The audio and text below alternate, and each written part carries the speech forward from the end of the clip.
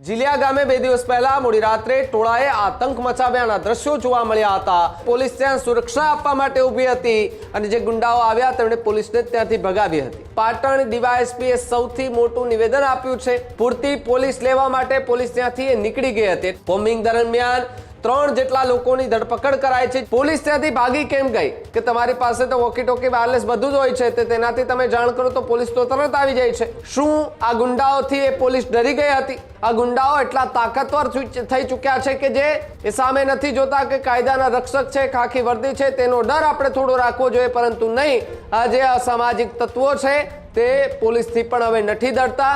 ઘટના સ્થળ ઉપર આવતા જ એમણે સ્ટોન પેઇન્ટિંગ ચાલુ કરી દીધેલું હતું અને પોતાની સાથે રહેલા પ્રાણઘાતક હથિયાર લઈને ગાડીમાંથી ઉતરી ગયા હતા। આ જે ઈસમો હતા એમાંથી 3 ઈસમોને ડિટેન કરેલા છે, ગાડી પણ ડિટેન કરેલી છે। ટોટલ 2 એફઆઈઆર કરવામાં આવી છે। એક એફઆઈઆર છે કે ફાર્મ હાઉસનો માલિક છે રોનકભાઈ દેસાઈ એમને આપી છે અને બીજી એફઆઈઆર છે જે 112ના ઇન્ચાર્જ છે તેમણે આપી છે કે જીલિયા ગામે એક રામાપીરના મંદિરનું નિર્માણ થવા જવાનું છે અને આ નિર્માણ દરમિયાન જે ફાળો ઉઘરાવવાની બાબત એ બાબતે ભાવેશભાઈ દેસાઈ અને જીતુભાઈ છે એની વચ્ચે જે મંદુક થયેલું બોલાચાલી થયેલી એના બાદ પ્રત્યાઘાતના ભાગરૂપે આ સમગ્ર ઘટના બની।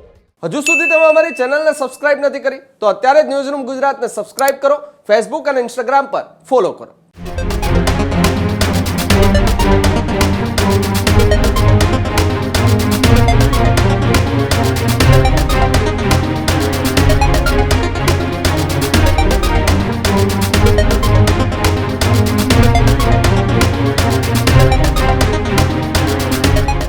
પાટણના ચાણસ્મા તાલુકામાં 2 દિવસ પહેલા હિંસક હુમલાની ઘટના સામે આવી હતી, જેમાં સીસીટીવી ફૂટેજ પણ સામે આવ્યા હતા, જેમાં પોલીસ પર પણ પથ્થરમારો થયો હતો।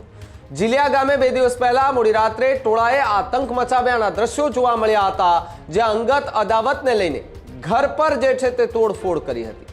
22 રબારીના ઘરે ટોળાએ અંદર ઘૂસી અને ઘણું બધું નુકસાન કર્યું હતું, તો બીજી તરફ 112 પોલીસ વાન પર પણ પથ્થરમારો કરતા લોકો જોવા મળ્યા હતા। સુરક્ષા આપવા આવેલી પોલીસ જ ગુંડાઓ જે છે તેણે ભગાવી દીધી હતી, એટલે કે પોલીસ ત્યાં સુરક્ષા આપવા માટે ઊભી હતી અને જે ગુંડાઓ આવ્યા તેમણે પોલીસને ત્યાંથી ભગાવી હતી। ઘટના બાદ પાટણ ડીવાયએસપીએ સૌથી મોટું નિવેદન આપ્યું છે અને કહ્યું છે કે અમને જાણ થતાં જ અમે તુરંત એ બંદોબસ્ત ત્યાં ગોઠવ્યો। પૂરતી પોલીસ લેવા માટે પોલીસ ત્યાંથી નીકળી ગઈ હતી, એટલે કે જે ગાડીઓ ત્યાંથી પોલીસની રવાના થઈ ગઈ હતી પથ્થરમારા દરમિયાન, તે દરમિયાન અન્ય પોલીસને લેવા માટે ગઈ હતી, તે પ્રકારની વાત ડીવાયએસપીએ કરી। પોલીસ ફરી આવી ત્યારે કેટલાક કિસ્સામાં મળી આવ્યા હતા, જેની ધરપકડ કરીને પૂછપરછ પણ કરવામાં આવી રહી છે। કોમ્બિંગ દરમિયાન 3 જેટલા લોકોની ધરપકડ કરાઈ છે, જ્યારે એક ફરિયાદ પોલીસે અને બીજી ફરિયાદીએ કરી હોવાની પણ વાત ડીવાયએસપીએ કરી।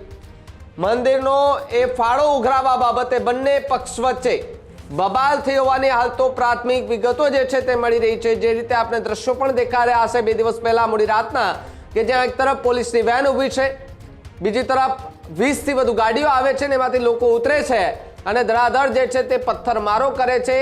22 રબારીના ઘરમાં ઘૂસી અને ત્યાં પણ તોડફોડ કરે છે અને પોલીસ ત્યાંથી રવાના થઈ જાય છે, તે પ્રકારના દ્રશ્યો જે છે તે જોવા મળ્યા।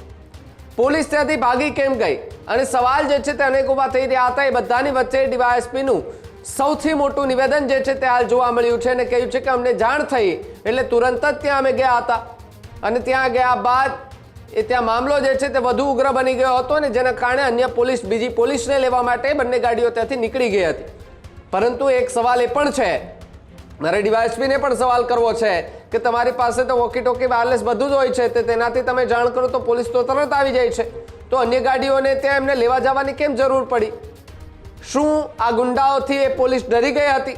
સવાલો જે છે તે અનેક ઊભા થતા જોવા મળી રહ્યા છે અને હવે આ ગુંડાઓ એટલા તાકાતવર થઈ ચૂક્યા છે કે જે પોલીસ પર પણ હવે હુમલાઓ કરે છે।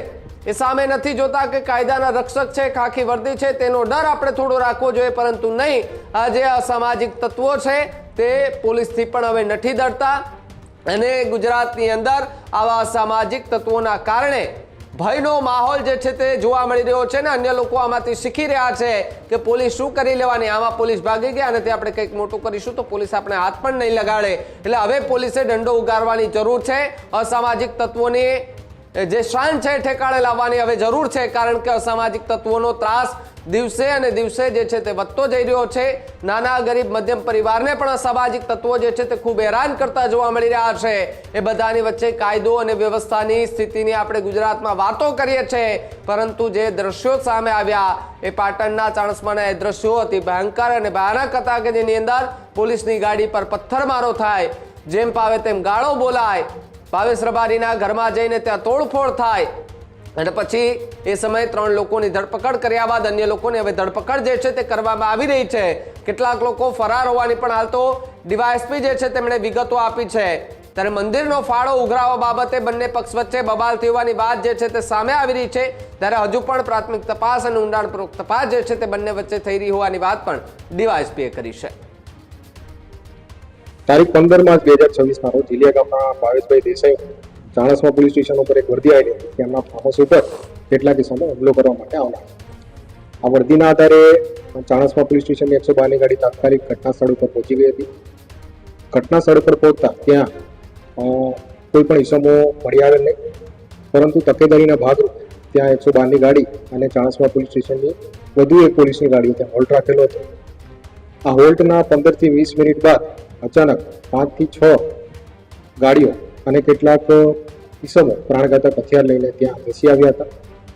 ઘટના સ્થળ ઉપર આવતા જ એમણે સ્ટોન પેઇન્ટિંગ ચાલુ કરી દીધેલું હતું અને પોતાની સાથે રહેલા પ્રાણઘાતક હથિયાર લઈને ગાડીમાંથી ઉતરી ગયા હતા.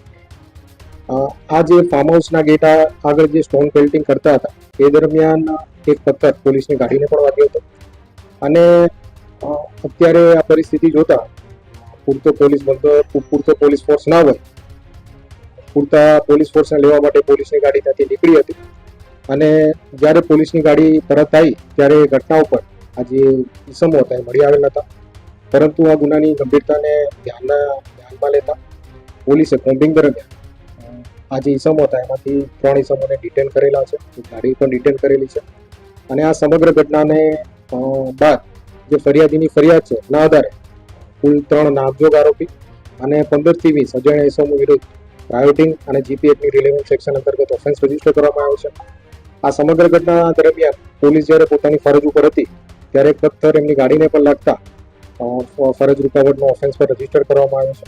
તો આ ઘટના બાદ ટોટલ 2 એફઆઈઆર કરવામાં આવી છે. એક એફઆઈઆર છે કે ફાર્મ હાઉસનો માલિક છે રોનકભાઈ દેસાઈ એણે આપી છે અને બીજી એફઆઈઆર છે જે 112 ના ઇન્ચાર્જ શ્રી છે તેમણે આપી છે. આ રીઝન શું હતું સાહેબ?